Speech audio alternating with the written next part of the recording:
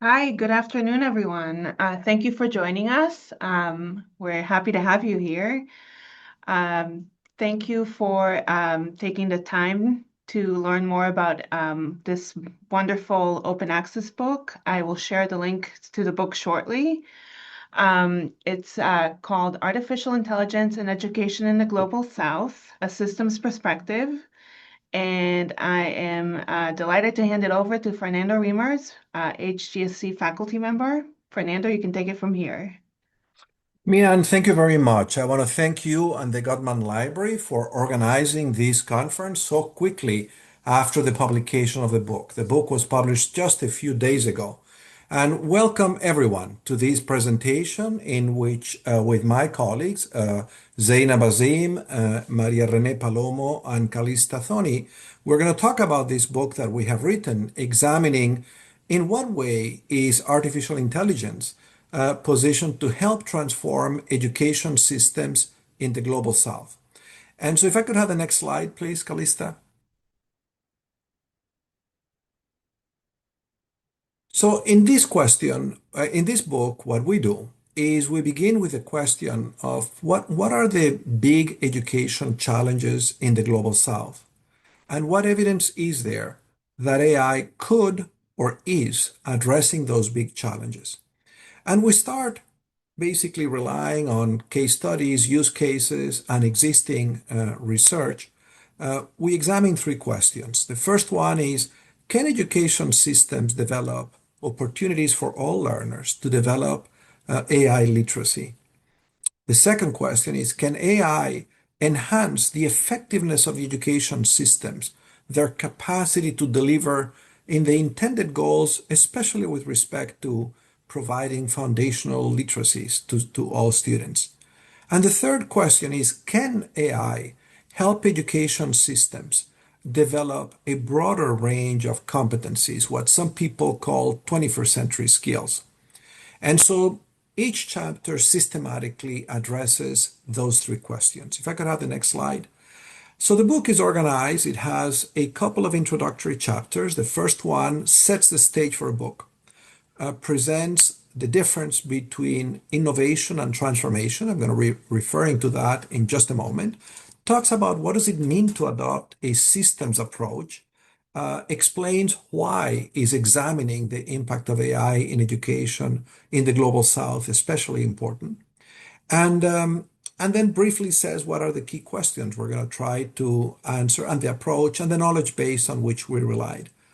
Chapter 2 summarizes what is known about the most important challenges facing learners in the global south. Then chapters 3, 4, 5, 6, 7, and 8 examine what is known, what are the key challenges with respect to students and learning, the curriculum, evaluation, teacher development, school organization and management, and governance. And then examines what could AI do about addressing those challenges, what is it currently doing, what does the evidence say? And then we conclude synthesizing basically what the entire project has shown. Can I have the next slide? So our goal then, as I mentioned, is to examine how can AI transform education systems and not just improve them. What problem are we trying to solve here? Well, we begin with what we define as a stance of open-minded agnosticism.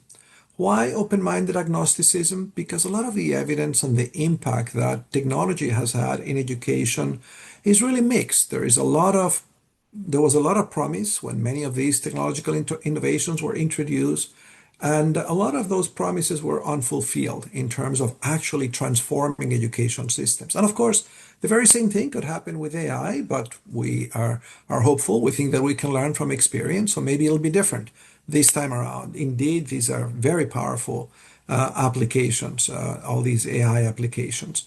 Now, we say it's very important to look not at whether AI produces some good outcomes for learners, but whether they help transform systems. And we say what defines an education system is the fact that it is a range of institutions, of components that are in interaction with each other, in synchrony with each other. And complex systems have particular properties that we discuss in the first chapter. For example, initial conditions are very important to the systemic impacts of introducing a change in the system. There are feedback loops that can cause relatively small changes to amplify their impact. And so that's what this book is about, is examining the systemic nature of the impact of AI in transforming education. We focus on the three domains that I mentioned a moment ago. Next slide. So this distinction between improvement and transformation is important. So improvement is about, is there some good that comes from introducing these systems? And we don't try to answer that question very much because our stance is that any innovation that has a promising theory of action that is introduced carefully can indeed lead to some improvement. But that improvement may not be on the most important problems facing the system, or it may not be an improvement that can be brought to scale, or it may not be an improvement that can be sustained. And so that's the difference between improvement and transformation. Transformation is about making sure that the users of AI are actually addressing what we call the elephant in the room, the big challenges of education system, the students who still don't have access to school, the vast inequalities in educational opportunity in systems for various groups in the population, those living in rural areas, girls, populations, minorities of various sorts, students with disabilities, and so on. And so that's going to be a recurrent theme in the book, examining what impact is it having in closing these equity gaps in ways that are equitable, sustainable, and system-wide. Can I have the next slide?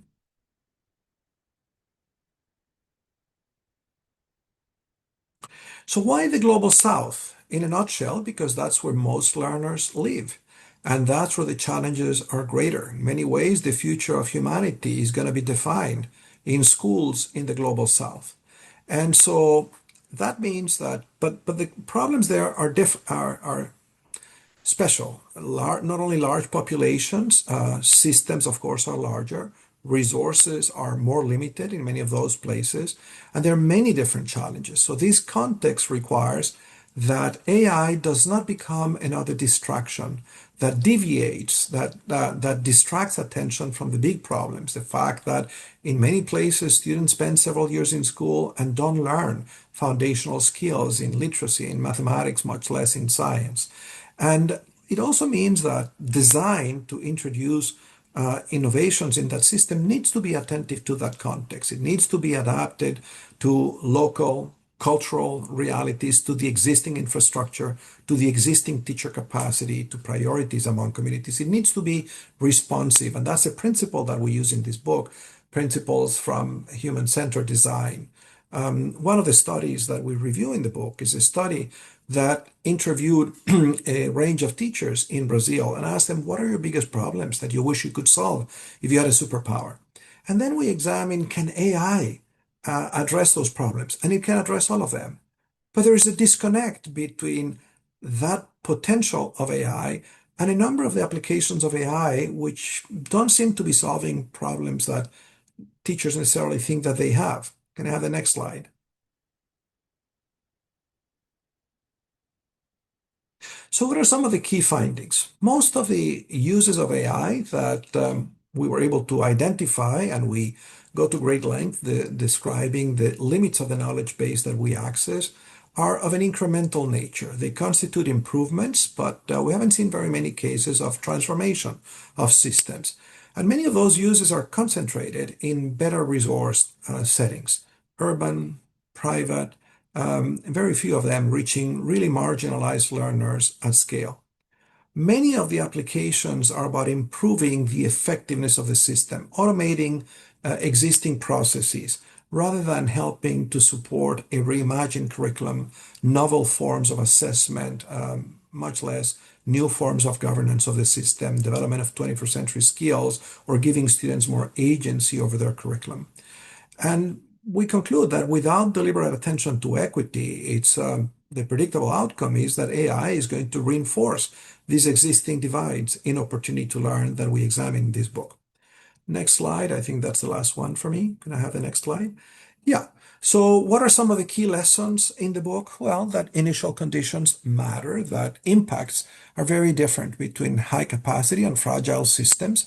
These feedback loops are very important. AI has more impact when it's embedded in cycles where data, human judgment, leadership, and community reinforce one another.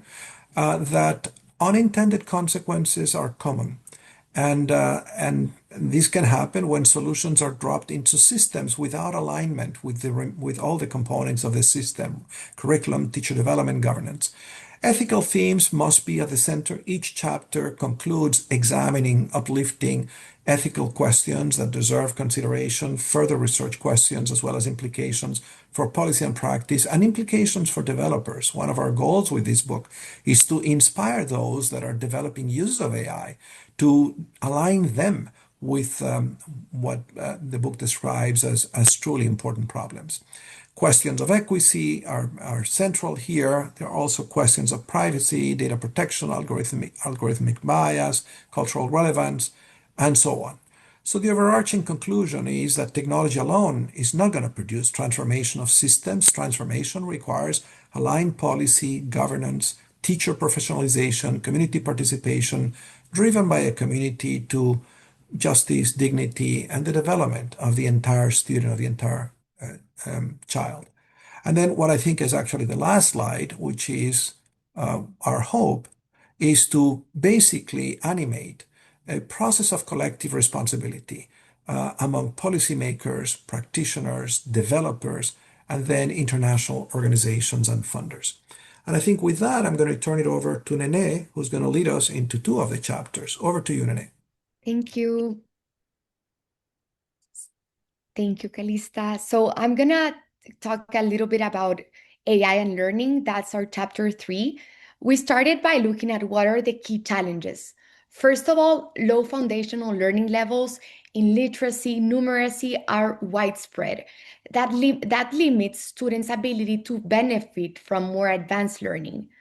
We also have large class sizes and very limited teacher time that make it difficult to meet students at their individual learning levels.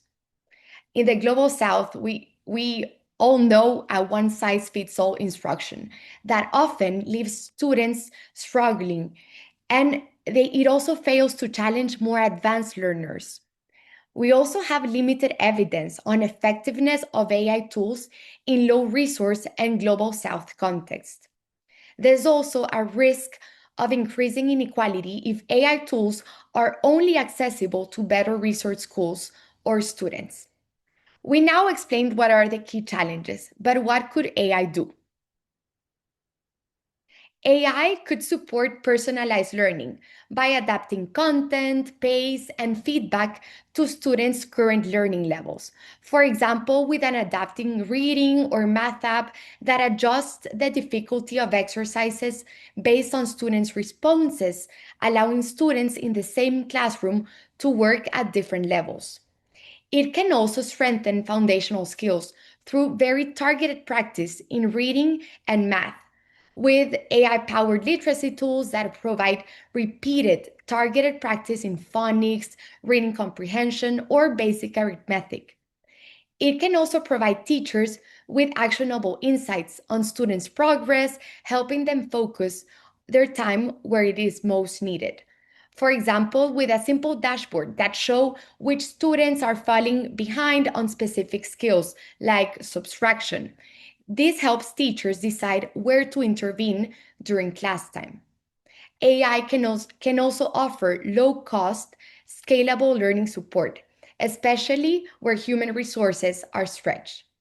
And finally, AI can also complement, not replace teachers, allowing educators to focus on higher value instructional and relational work, with tools that handle feedback so teachers can spend more time on explaining concepts, motivating students, and supporting social emotional learning. We saw many things that AI could do for learning, but we still have remaining questions.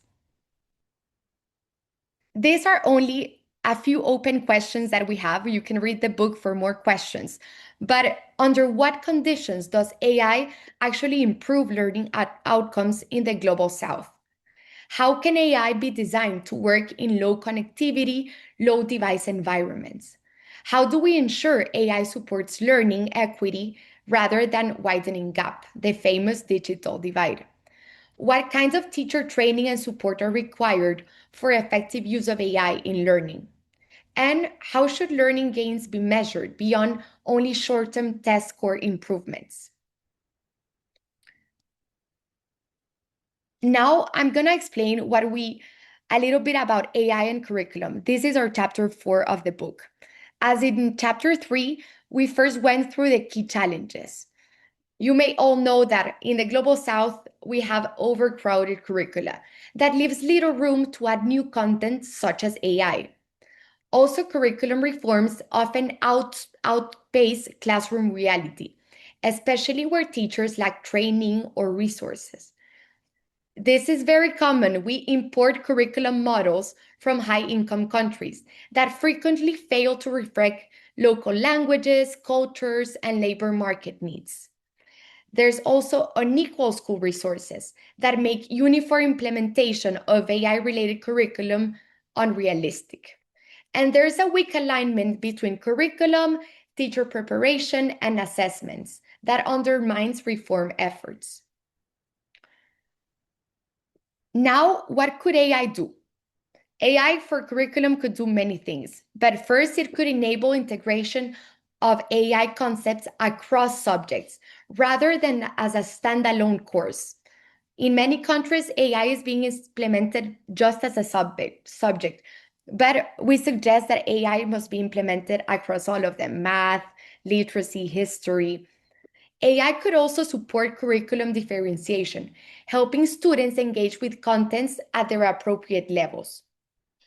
AI can also provide curriculum and digital materials that can be adapted to local context. For example, AI-assisted tools can help teachers translate, simplify, or contextualize curriculum materials into local languages and give also culturally relevant examples. AI can also help curriculum agencies pilot, test, and refine context before scaling a reform. We could use AI-supported analysis of student work and teacher feedback from small pilots to identify which curriculum units are effective before a national rollout. And AI can also make abstract concepts more concrete through data, simulations, and real-world examples. For AI and curriculum, we still have open questions. What does AI literacy realistically mean for all students, not just a small elite? What content should be reduced or removed to make space for AI-related learning? And how can curricula remain flexible, up to date, as AI technologies evolve so fast? How do we ensure curriculum changes are feasible in low resource and low connectivity settings? And finally, who should govern curriculum decisions about AI? And how should evidence inform those decisions? Now it's for Zainab to explain you a bit more about AI and teacher PD. Thank you, Nene, for that. That was great. Um, so this was a chapter that we focused very carefully on because teachers are really a core, along with students, part of our education system. And yet, a lot of decision makers often forget that part of the equation. I was speaking to Eleonora, Fernando's wife, who's an expert in teacher training, and she was giving advice to another Global South country, I won't name at the time, about a reform they had put in place about curriculum, like Nene just talked about. And they realized the implementation was failing and the students were still struggling. They were doing worse than they were before. And they got all these consultants together to figure out what the problem was. And Eleanor identified in just a few minutes the fact that they did not train the teachers on the curriculum, the pre-surface ones or the ones that were already teaching in the classroom. So this is a very important topic, and I encourage you all to read all the chapters carefully. But I'm sure you'll connect to some points in this one. So in terms of the challenges that teachers face in the Global South, and for those of you, I know there are some of my friends who are educators in the Global South on this call, you will feel the struggle of the fact that there are teacher shortages and quality concerns where teachers don't get the type of formal training that might be needed to have high quality pedagogy or even deep content knowledge. Then you have the conditions in which teachers operate, which is big class sizes, as Nene already mentioned, 40 plus students, some even more than that.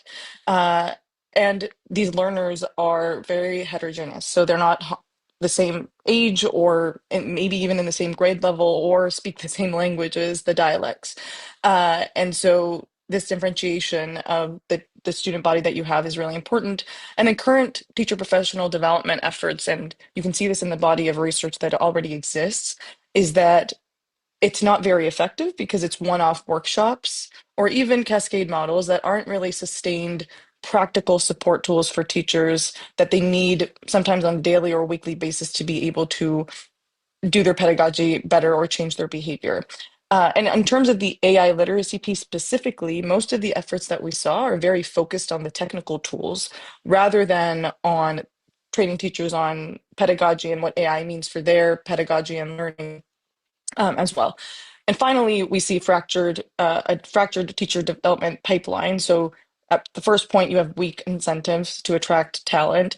Then when you do have teachers, the initial preparation is not sufficient to be ready for the classroom. And then when teachers are in the classroom, we see this lack of support, especially for novice teachers. So there's might be an issue in retention or having a very broken foundation as you continue teaching. So these are some of the initial challenges which matter to the next part, which I'm going to talk about, of what we see AI doing already and what we believe it could do to have that transformation.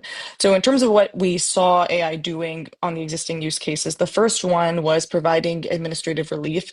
So grounded in the challenges of teachers don't have a lot of time, they have a lot of tasks, a lot of students to work with. There are AI tools out there that are being used to automate routine tasks like grading or basic lesson planning to help reduce that workload. There are also AI tools that are, and I think this is the stronger potential of doing coaching with teachers on a more immediate day-to-day basis. Things like Teacher AI in Sierra Leone are being used to help build teachers' own capacity to do those lesson planning tasks. And mainly what we see, though, is what Fernando pointed to in his introduction of doing the same things that people are already doing, but just doing them faster and more efficiently. So whether that's generating the lesson plans or filling in grading sheets, while that can help reduce workload, and also the studies on that are might be mixed about are you actually increasing workload by trying to get teachers to prompt really well? That is more focused on substitution rather than improving the actual quality of teaching in the classroom. That might then impact student outcomes. In terms of what AI could do, is we're looking at more so deepening teacher content and pedagogical knowledge through things like practical simulations that might not be possible at scale in a global south context, and doing that through a tool. Also analyzing master teacher videos, which there are a lot of global south contexts that already do for other reasons like surveillance record teaching, but you could analyze those master teacher classrooms and break down that behavior to make the invisible visible to more novice teachers so they're able to understand the moves that are being made. So those are some of the potential areas. And then in terms of the questions that this raised for us, the first one is it's all well and good if we, again, reduce workload and are saving teacher time. But the question is, what is that saved time actually being used for? Because there's a history of ed tech being implemented to save time. And then it's just, you have more administrative tasks of other sorts. Are we actually using this, redirecting that time to instruction and building student-teacher relationships, which we know matter for learning outcomes? The second question is on deprofessionalization. Our chapter, when you read it, you'll see this tension between, yes, it's a time saver, but also can it de-skill teachers, especially novice teachers, of using it as a crutch, where they aren't able to develop their own judgment to be able to analyze the output of the AI? And are we going to have this co-pilot mode of teacher plus AI or an autopilot mode of teacher plus AI? And this is where that misalignment in the system happens, where the initial context matters. Because if you don't have strong teacher training, where you have teachers who can evaluate the output of these tools, then there's really no value in having a tool that can spit out a lesson plan and you not being able to make it better.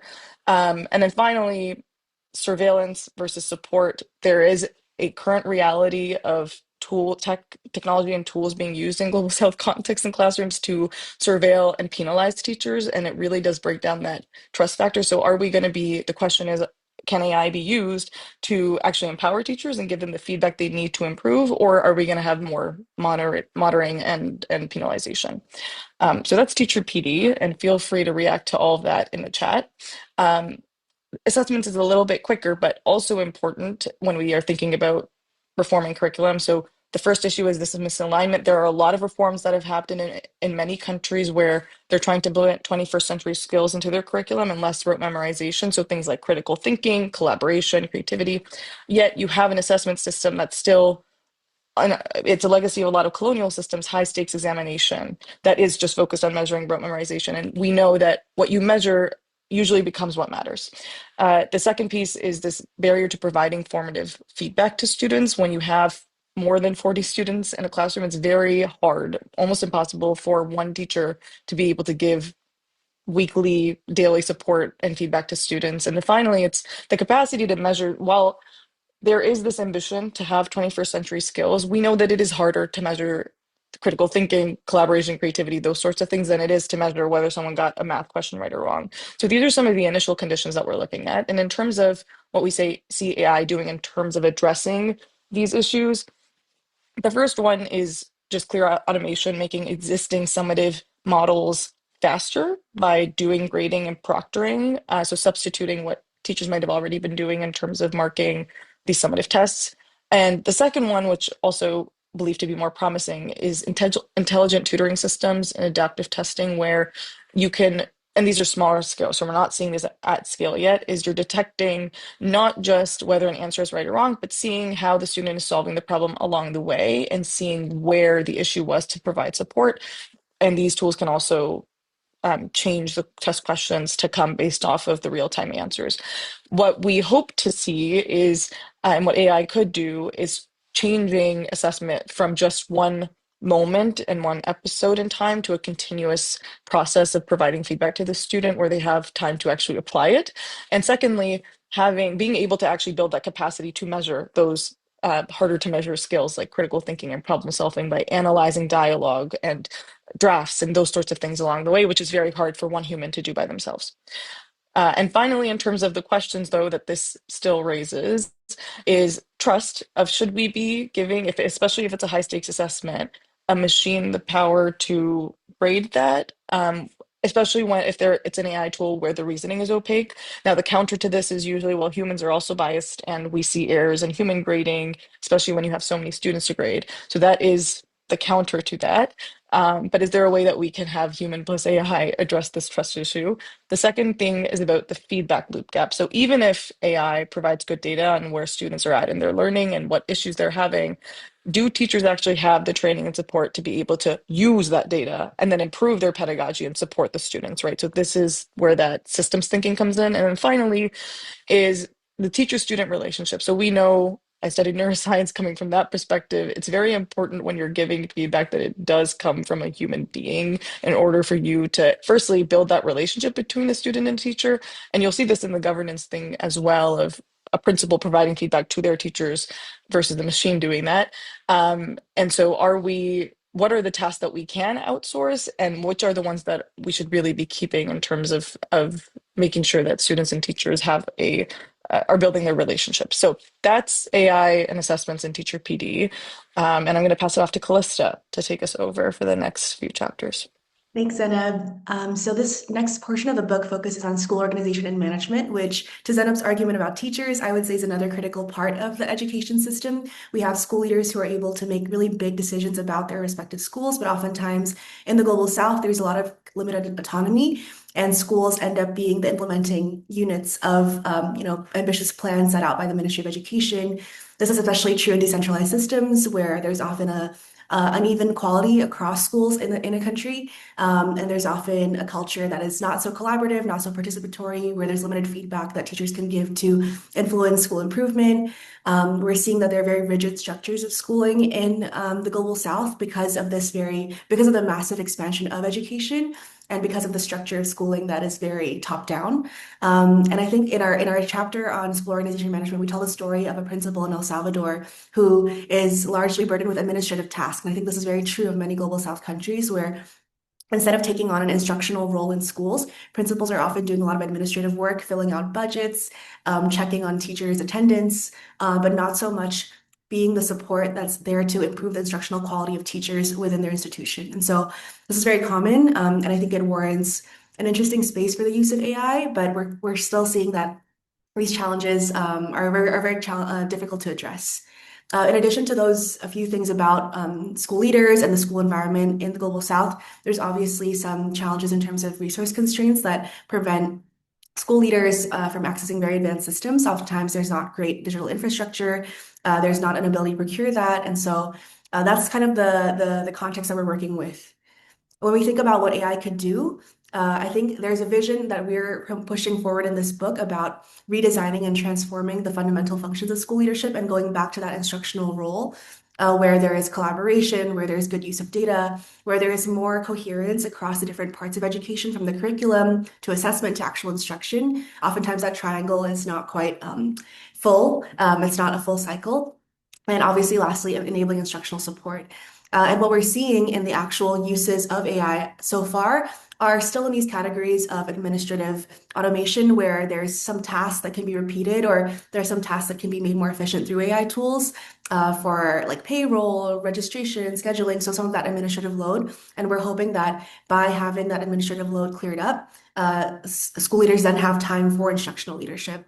We're also seeing some uses of AI for data-driven decision support. So helping teachers and school leaders to visualize attendance, school students' learning outcomes, and kind of finding risk patterns. Like we're seeing some of that in Global South countries like in India, in Chile. We're also seeing the use of data for school improvement in a collaborative manner. So this comes from the data-wise approach at HGSE, but also connecting that with dashboards and tools. We're also seeing uses of AI that are about resource optimization, so helping to plan human as well as material resources like budgets in school contexts. And so we're starting to see slight shifts from administration to pedagogy in places like Rwanda, where AI tools can help leaders save time on the administrative tasks mentioned earlier, and then improve how they communicate with different stakeholders. And lastly, using AI tools as a way to communicate a lot of sentiments or a lot of feedback from their community to then enable instructional leaders with insights on how to improve in their schools. And so there are some, I guess we're seeing some early signs of this, but I think there's still a lot to be done in terms of in terms of the fundamental role of school leadership. In terms of the open questions that we have, there are a few around equitable implementation of AI tools, especially in low resource settings, as well as the leadership development models that will allow school leaders to really make use of AI well. We weren't able to find too many studies that looked at this specific component, and also drawing the link between using data and becoming a more effective instructional leader that's actually doing work to improve schools, improve school student well-being, improve the quality of instruction. And then the last two questions that we have on this are about the system structures that enable a more collaborative, distributed form of leadership, and what the effects of using AI for organizational routines are on culture, on agency, and student outcomes. And so I think this is a more, oftentimes an overlooked part of education, but equally important. The last part of our book touches on the issue of governance, and this, in as a contrast to the earlier chapter of school leadership, this looks more at the full range of stakeholders in education. So the administrators, the policymakers, those who are making key decisions about education systems. And oftentimes we see that in the Global South context, there are four areas where governance is tricky and complex. The first is with accountability. It's often, especially decentralized systems, which many of the Global South education systems can be, there's a challenge of linking what inputs we've put into the education system with the processes that happen and then the outcomes.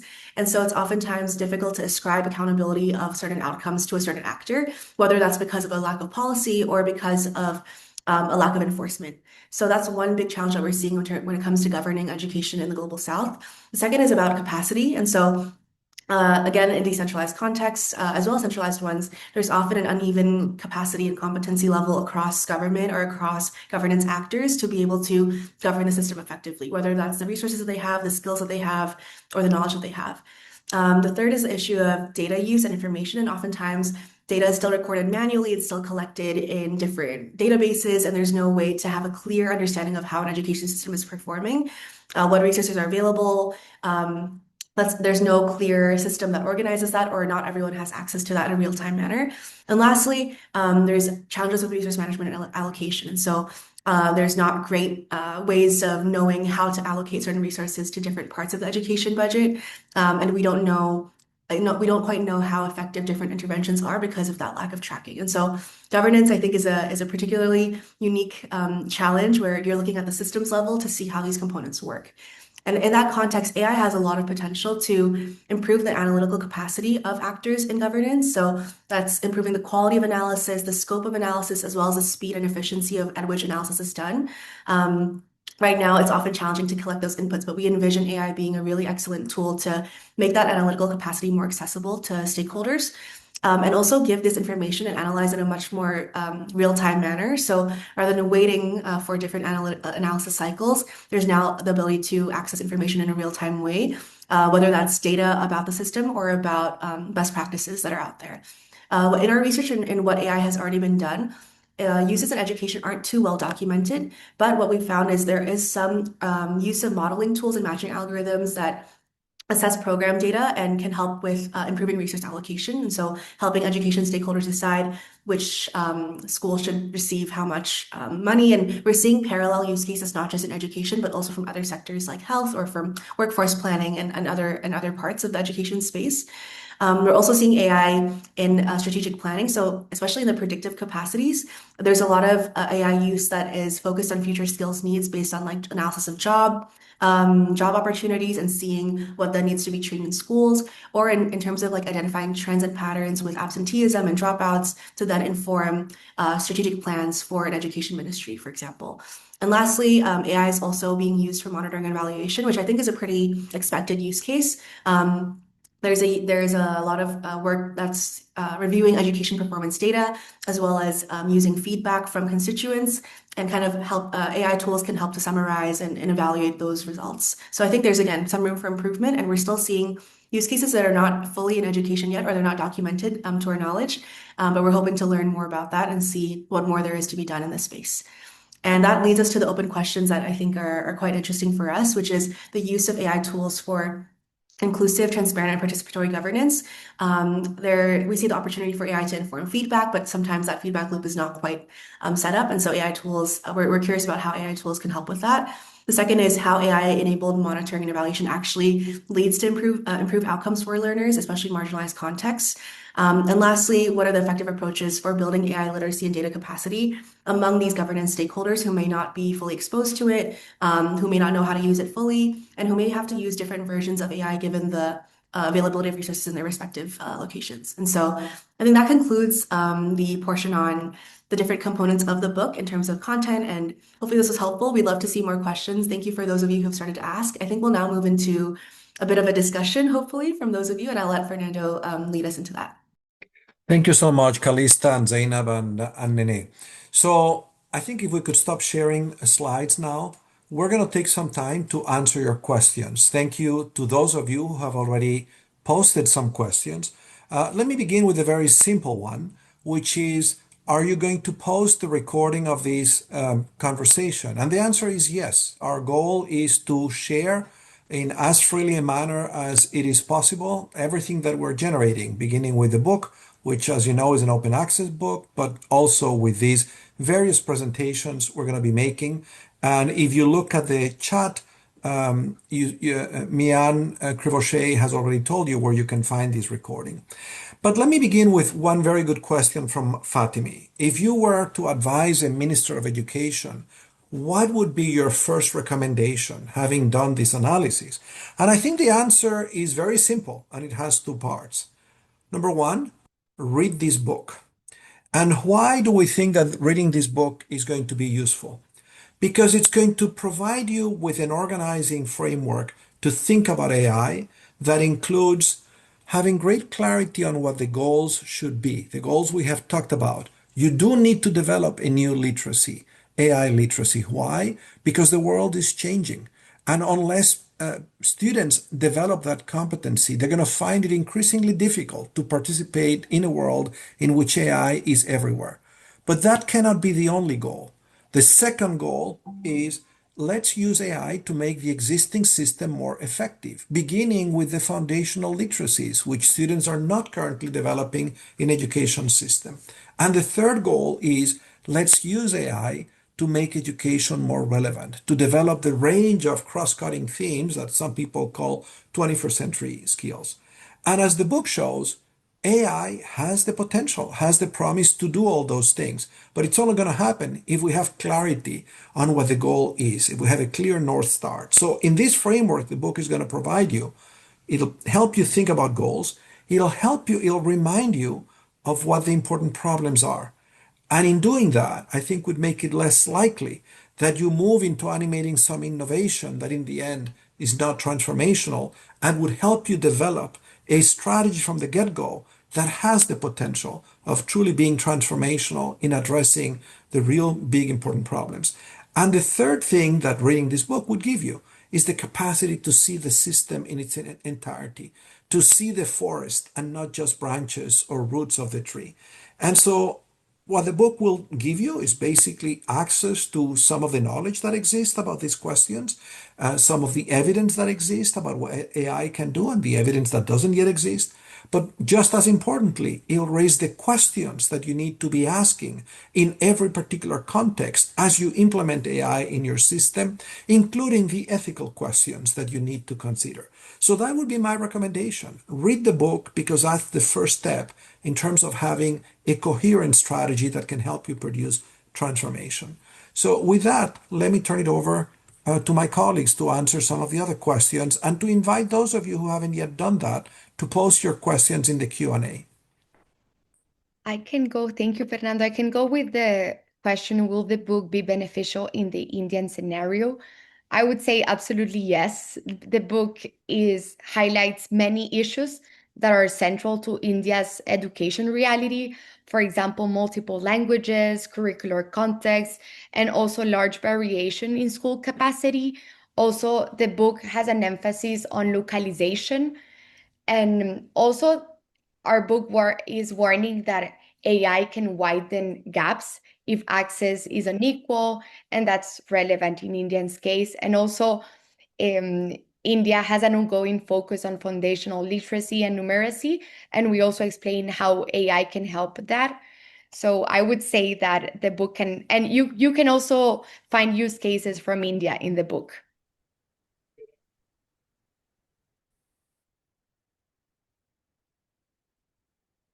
I can take a stab at Karthik's question. Thank you for asking that. He asked about the systems challenges of AI, and maybe my other colleagues can contribute to this. But I think my initial thought is that we start the book with open-minded, I think, what do we call it? Open-minded agnosticism towards AI. And I think that's largely influenced by the trends that we're seeing with other deployments of education technology, where we expect a lot out of it, but we don't really pause to ask more deeply if there's actually something being transformed here.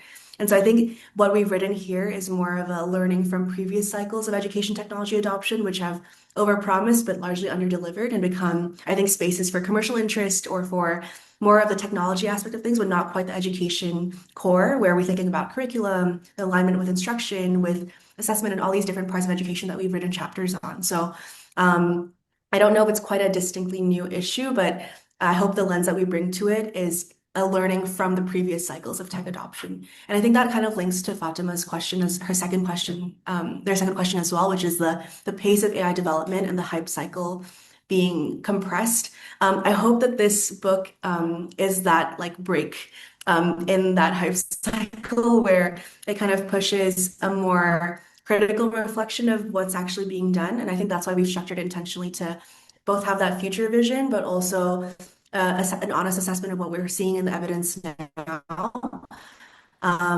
so that we're not moving so quickly through that hype cycle and just pushing to deploy as fast as possible, but thinking critically about why and what the actual theory of change behind each deployment looks like. So hopefully that's also what you see as you read through the different chapters of the book, like what's the actual value add of introducing AI in that context. I imagine Fernando and the others might have other more to add to those questions. Go ahead.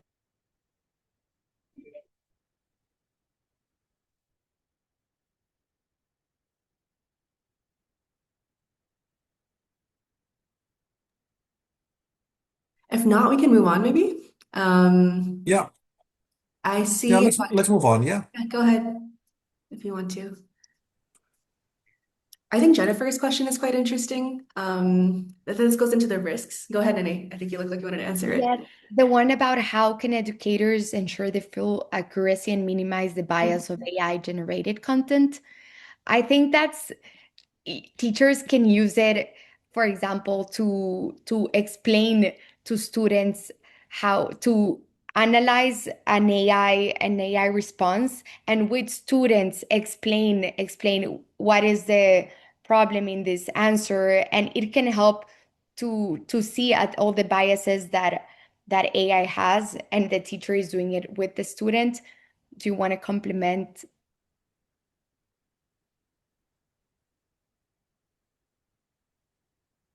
Yeah, I think this is the human in the loop idea that we had, where it's not quite a full transfer of the educator's responsibility, but still keeping the human or the teacher in this case there. And I think that's also why the literacy part is a consistent theme throughout the book, because building the literacy to detect and have that sense or intuition of something that doesn't look quite right is important. I think that's what we outline as a risk or ethical consideration in the different chapters, especially the ones on curriculum and where there's a much more student interaction with materials that are generated in AI. So I think these are safeguards to be aware of when designing the classroom experience that integrates AI into teaching and learning.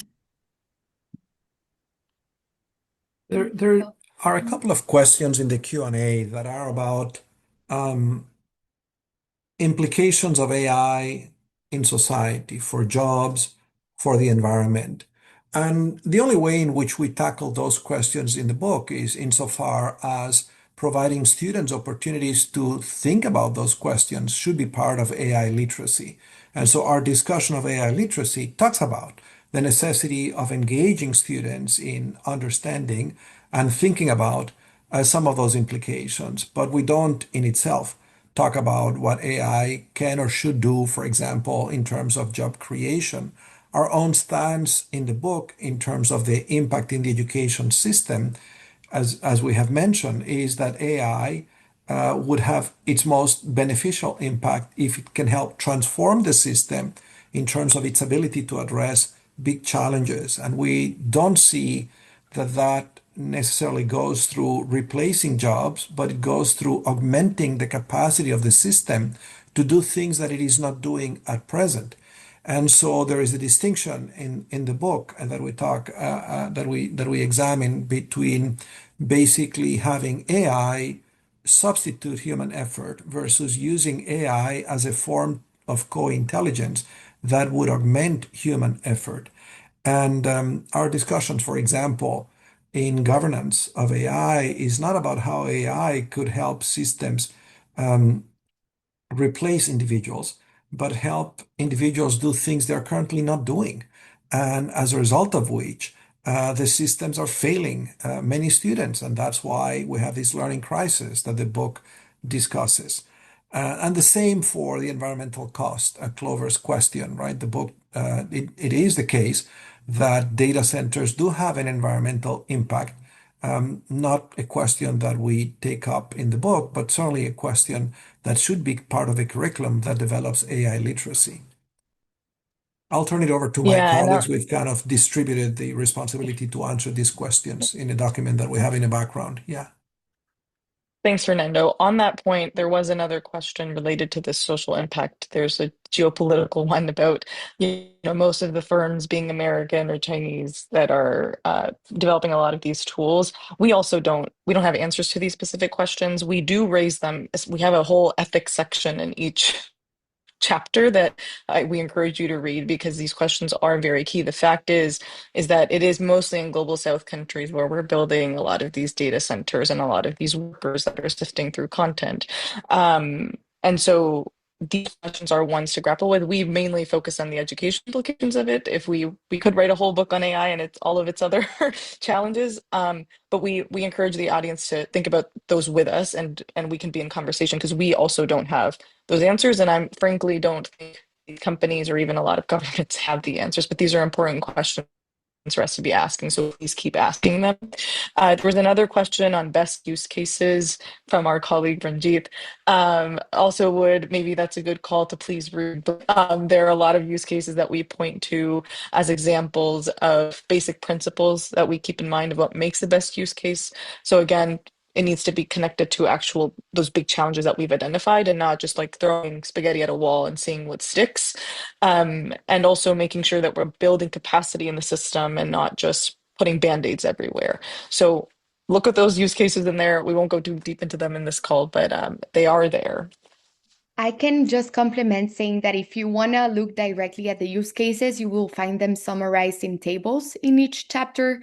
You Mhm. can see in one column the challenges and then use cases that answer to those challenges.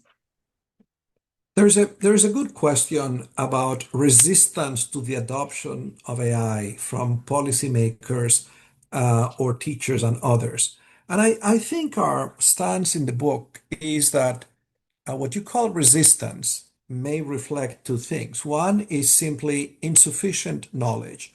And one of our goals in writing this book is to make widely accessible a basic understanding of how AI could be used to address the functioning of education system. But the second way to interpret resistance is that maybe some of these applications are solving problems that nobody thinks they have. They are reflecting problems that developers imagine people should have. And that's why one of our goals with the book is also to influence the community that is most active in developing uses of AI for education, to remind them of what an education system looks like, of what the big problems are in the global south. That's why our goal, as we mentioned at the outset of this presentation, is to invite this kind of whole of society conversation, collective leadership that brings different stakeholders around the table, so we don't have this patchwork of people who create what they think is the best solution to a problem that exists only in their head and not in the heads of teachers. So I think we, in the book, several times underscore the virtue of a stance of humility, of beginning recognizing that the people who work in education systems actually have a lot of knowledge about what the problems are that they face, and that if we took more time listening to their point of view and engaging them in a process of co-creation of the solutions, maybe there would be less resistance. But I agree that there is work to be done in educating people. For example, the question as to whether this an adoption of AI is about outsourcing the education of students to be companies. I mean, I don't know exactly what the perspective is of the person who asked the question, but one of the things that we say in the book is that we see great promise in AI, not at all in replacing what teachers do, but for example, in administration of the system, in the governance of the system, in ensuring coherence between different components, in actually making it possible for teachers to do what they do a lot more effective and a lot more integrated. So I think at this point, we are going to thank you for your questions, and we're going to invite you to do two things. If we could have the slides again on the screen, Callysta. Uh, we want to invite you to several things. Number one is tell us a little bit more about what you know about AI and education, about the questions that you have. The Graduate School of Education is organizing through an initiative called Unbound, and the person spearheading this effort is with us today. A series of seminars, webinars we're going to carry out in January, in early January, to basically go more slowly over some of the issues that we have discussed today.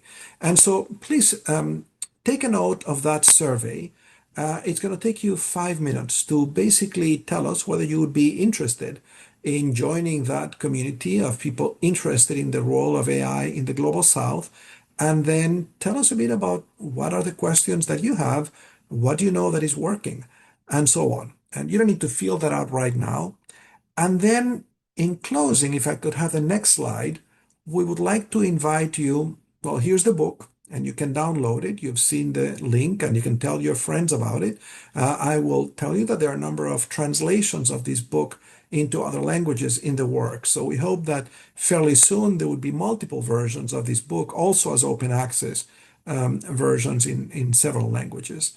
And then if I could have the next slide, this week we're going to have 3 conversations in which basically we will be responding to leaders of thought or practice in 3 domains in the field of international development organizations. So on Thursday from 9 to 10:30, we're going to be in conversation with 3 colleagues, Cristobal Cobo from the World Bank, Dr. Asia Kazmi from the World Innovation Summit for Education, and Stéphane Vincent-Lacrin from the OECD. On Friday morning, we're going to be in conversation with 3 system-level leaders, or people who have been system-level leaders. Emmanuel Garza, the Secretary of Education of the state of Coahuila in Mexico, Anurag Kundu, who is an advisor to the government of Punjab in India, and Dr. Iwan Siaril, who is currently an education advisor, but who was, until recently, a very senior leader in the Ministry of Education in Indonesia. And then on Friday at 10:30, we're going to talk with Magdalena Brier, who worked for many years in Telefónica, the telephone company in Spain, but who now leads a foundation, Pro Futuro, that is completely involved in promoting and introducing technology for the improvement of education. Dina Gobashi, who is the Director of Global Education Transformation at Microsoft, and Venkatesh Reddy Malapur Reddy, who's the Chief Officer and President of Convigenius in India. And so you're welcome to join us at those events if you're interested. I think that's the last slide, right? Yes. So with that, we are at time. In fact, 2 minutes before time. I want to thank my colleagues, Maria-Renée Palomo, Callysta Thony, and Zainab Azim. And I want to thank the director of the Gutman Library at the School of Education, Alex Hodges, and his colleague, Mian Krivosey, who has kindly organized this event. And especially, I want to thank all of you for joining us today, for your interest on these topics, and for your participation. Thank you very much. Thank you. Thank you. Thank you.